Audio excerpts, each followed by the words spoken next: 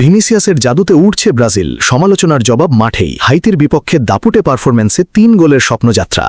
মরক্কোর বিপক্ষে অপ্রত্যাশিত পয়েন্ট হারানোর পর ব্রাজিলকে নিয়ে শুরু হয়েছিল নানা সমালোচনা। অনেকেই প্রশ্ন তুলেছিলেন, এই দল কি সত্যি বিশ্বকাপ জয়ের মতো শক্তিশালী? শিরোপার অন্যতম দাবিদার হিসেবে যাদের নাম উচ্চারিত হয়, সেই ব্রাজিল কি আদৌ তাদের সেরা ছন্দে আছে? কিন্তু সমালোচকদের সব প্রশ্নের জবাব যেন মাঠেই দিতে নেমেছে ছেলে সাউরা। আর সেই জবাবের সবচেয়ে বড় নায়ক হয়ে উঠেছেন ভিনিসিয়াস জুনিয়র। নিজের গতি, দক্ষতা এবং অসাধারণ ফুটবল বুদ্ধিমত্তা দিয়ে তিনি এমন এক প্রদর্শনী উপহার দিলেন, যা দেখে আবারও উচ্ছ্বসিত হয়ে উঠেছে ব্রাজিল সমর্থকরা। হাইতির বিপক্ষে ম্যাচের শুরু থেকেই ব্রাজিল ছিল সম্পূর্ণ ভিন্ন রূপে। প্রথম বাঁশি বাজার পর থেকেই তারা বুঝিয়ে দেয়, আজ কোনো ধরনের ভুলের সুযোগ নেই। পুরো ম্যাচ জুড়ে বলের নিয়ন্ত্রণ, আক্রমণের ধার, পাসিংয়ের নিখুঁততা এবং খেলোয়াড়দের আত্মবিশ্বাস সবকিছুতেই প্রতিপক্ষের চেয়ে স্পষ্টভাবে এগিয়েছিল 5 বারের বিশ্ব চ্যাম্পিয়নরা। ম্যাচের শুরু থেকেই হাইতির রক্ষণভাগের ওপর একের পর এক আক্রমণ চালাতে থাকে ব্রাজিল। মাঝমাঠে বলের দখল নিয়ে দ্রুতগতির আক্রমণে বারবার বিপদ তৈরি করছিল তারা। আর প্রতিটি আক্রমণের কেন্দ্রবিন্দুতে ছিলেন ভিনিসিয়াস জুনিয়র। তাকে দেখে মনে হচ্ছিল তিনি যেন ব্যক্তিগতভাবে প্রমাণ করতে নেমেছেন কেন বর্তমান বিশ্বের অন্যতম সেরা উইঙ্গার হিসেবে তাকে বিবেচনা করা হয়।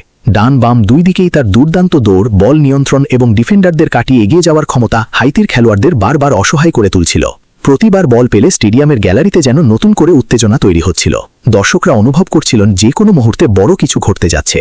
অবশেষে সেই প্রতীক্ষার অবসান ঘটে ম্যাচের 22তম মিনিটে। মাঝমাঠ থেকে বল পেয়ে চোখ ধাঁধানো গতিতে সামনে এগিয়ে যান ভিনিসিয়াস জুনিয়র। তার সামনে তখন একের পর এক হাইতি ডিফেন্ডার, কিন্তু অসাধারণ দক্ষতায় 2 জন রক্ষণভাগের খেলোয়াড়কে কাটিয়ে তিনি ঢুকে পড়েন ডি বক্সের ভেতরে।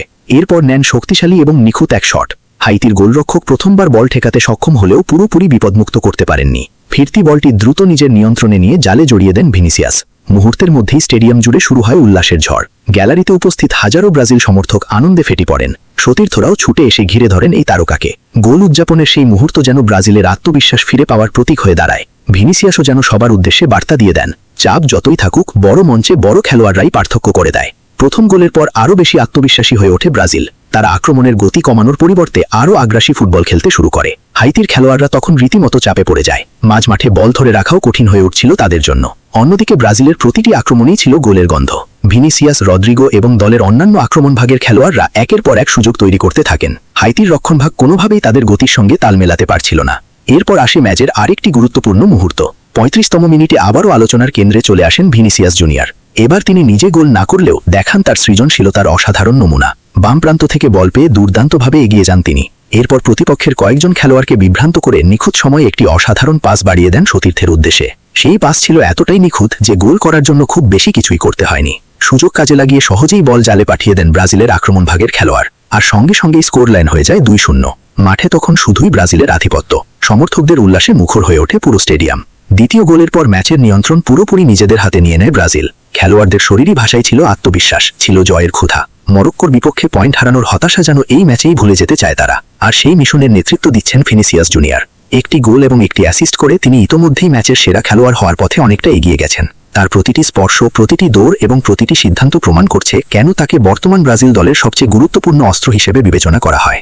হাইতির বিপক্ষে এই পারফরম্যান্স শুধু একটি ম্যাচে এগিয়ে থাকার গল্প নয়, এটি ব্রাজিলের শক্তি, আত্মবিশ্বাস এবং শিরোপা জয়ের স্বপ্নকে আরও দৃঢ় করার গল্প। সমালোচনার জবাব কিভাবে মাঠে দিতে হয় সেটিই যেন আবারও দেখিয়ে দিচ্ছে ছেলে সাউরা। আর ম্যাচ যত এগোচ্ছে ততই স্পষ্ট হয়ে উঠছে এই ব্রাজিলকে থামানো সহজ হবে না। ভিনিসিয়াস জুনিয়রের নেতৃত্বে আক্রমণভাগ যদি এমনই বিধ্বংসী ফুটবল খেলতে থাকে, তাহলে বিশ্বকাপের মঞ্চে আরও বড় বড় দলের জন্য অপেক্ষা করতে পারে কঠিন পরীক্ষা।